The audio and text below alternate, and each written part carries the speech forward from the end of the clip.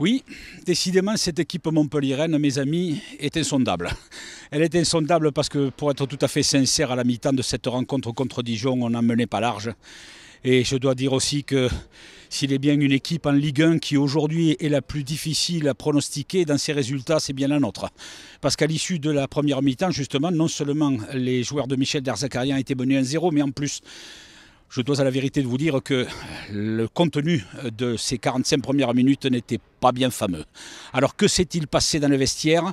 On se disait qu'il y avait un manque de baraka, qu'il y avait la masque ici, qu'il y avait le chat noir, c'était pas possible. Et bien pour autant, que s'est-il passé? Une vraie métamorphose au-delà du réel. En 15 minutes, les 15 premières de la deuxième mi-temps, l'équipe de Montpellier s'est montrée méconnaissable dans le bon sens du terme, en marquant 3 fois un doublé de Laborde et puis un but de Savanier. Alors là, 3-1 après avoir fait une première mi-temps, comme je vous en ai parlé, ça relevait de l'irrationnel. Et puis par la suite, eh bien, les Dijonnais sont revenus dans cette partie parce qu'ils n'ont jamais fermé le jeu, même assommés parce qu'on l'aurait été à moins.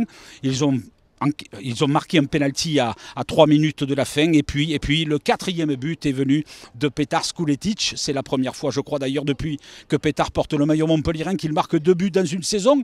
Le premier, c'était à Lorient. Le second, c'était cet après-midi ici. La victoire 4-2. Enfin, nous n'avions plus goûté à la saveur d'un succès depuis le 22 novembre dernier contre Strasbourg. Espérons que même au forceps, cette victoire en amènera d'autres plus faciles.